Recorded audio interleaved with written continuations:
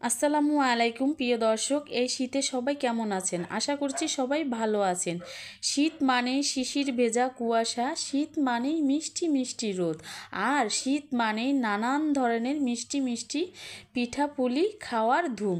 তার মধ্যে সবথেকে অন্যতম পিঠা হলো খেজুরের রস দিয়ে দুধ চিতল পিঠা। আজকে আমি ব্লেন্ডারে চালের ব্যাটার তৈরি করে গ্যাসের চুলায় লোহার সাঁচে বানিয়ে দেখাবো নরম তুলতুলে চিতল পিঠা।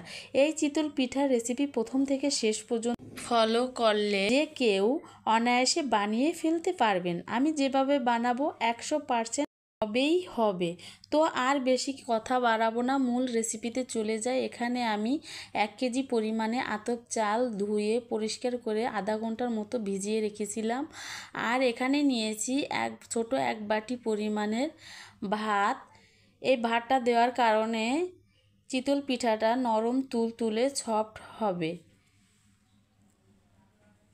আমি এখন ভাতগুলো ব্লেন্ড করে নিব।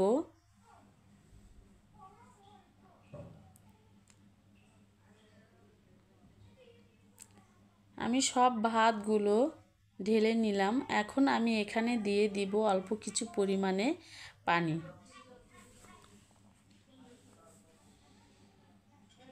দেখেই বুঝতে পেরেছেন কতটুকু পরিমাণে পানি নিয়েছি এখানে আমি।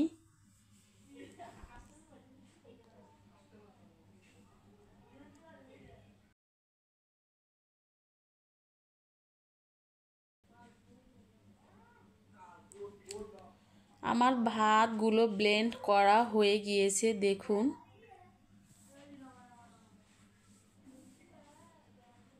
একদম মিহি করে ভাতগুলো ব্লেন্ড করে নিতে হবে।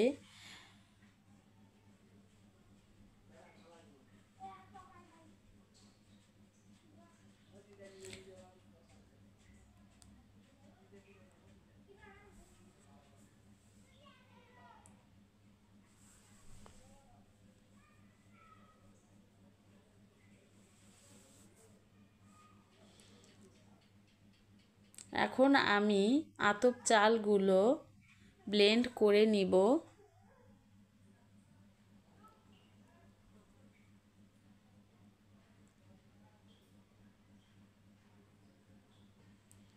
এখানে একটু খেয়াল করে দেখবেন আমি কতটুকু পরিমাণে পানি ব্যবহার করেছি ব্লেন্ড করার জন্য।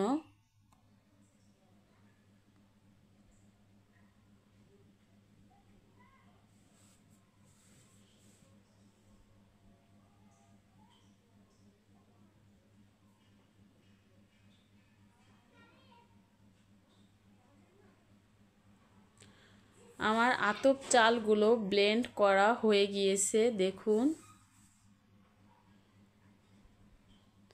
একদম মিহি করে ব্লেন্ড করে নিতে হবে। যত মিহি হবে পিঠাটা তত সুন্দর হবে।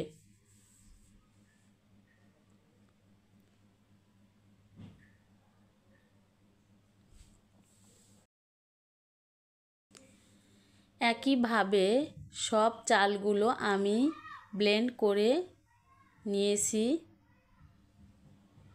এখন আমি এখানে দিয়ে দিব স্বাদ মতো লবণ।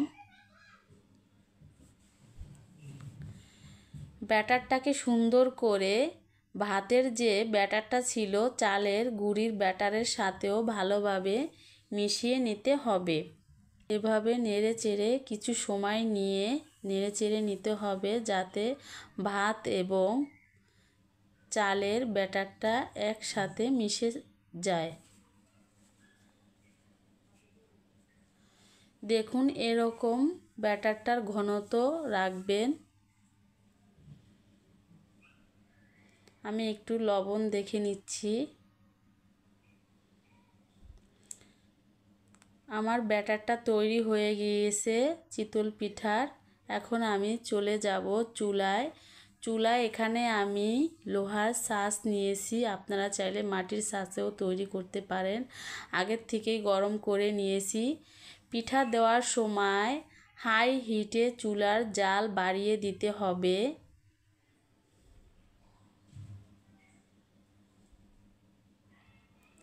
এক এক করে সব খোলার মধ্যে ব্যাটার দিয়ে দিচ্ছি পিঠা বানানোর জন্য। এখন আমি ঢেকে 2 থেকে 3 মিনিটের মতো লো জালে ভেজে নিব। দেখুন আমার পিঠাগুলো ভাজা। চিতল পিঠার সাইজটা একটু ছোট, তাই ছোট ছোট পিঠা হয়েছে।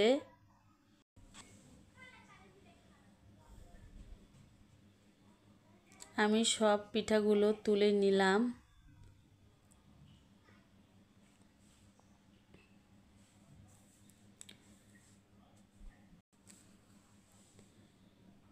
ওই একইভাবে আমি সব পিঠাগুলো ভেজে নিব। পিঠাগুলো দেওয়ার সময় একটু হাই হিটে জাল করে নিতে হবে, আবারও বলে দিচ্ছি। দেওয়ার পরে আমি লো হিটে দিয়ে পিঠাগুলো 2 থেকে 3 মিনিটের মতো জাল করে নিব। দেখুন এই খোলা পিঠাও হয়ে গিয়েছে।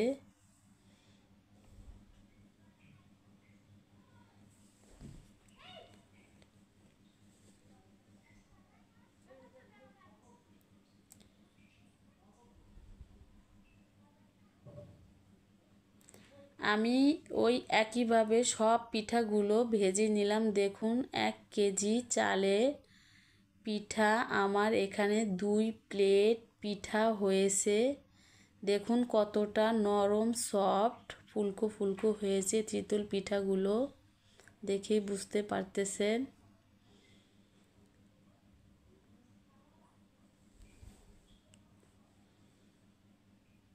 আমি 1 প্লেট পিঠা ভর্তা দিয়ে খাওয়ার জন্য রেখেছি, মরিচ ভর্তা দিয়ে খাবো। আর 1 প্লেট পিঠা আমি খেজুরের রসে ভিজাবো। এই খেজুরের রসগুলো আগের থেকে জ্বালানো ছিল, আমার শাশুড়ি বাড়ি থেকে এনেছে। এখন আমি একটু রসগুলো জাল করে নিব। এখানে স্বাদ মতো লবণ দিয়ে দিলাম, দারুচিনি এলাচ দিয়ে দিলাম, একটা ফ্লেভার আসবে। দেখুন খেজুরের রসের বলক উঠে গিয়েছে।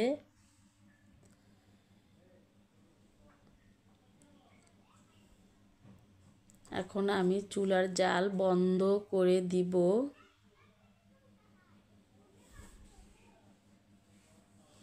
বন্ধ করে দিলাম। এখন পিঠাগুলো আমি এক এক করে খেজুরের রসের মধ্যে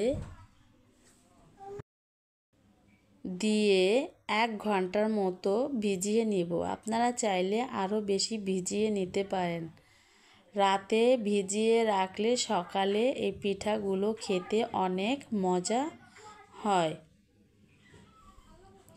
আমি ভিডিও দেখার সত্ত্বে 1 ঘন্টার মতো ভিজিয়ে রাখবো। দেখুন তৈরি হয়ে গেল এই শীতের খেজুর রসের দুধ চিতল পিঠা।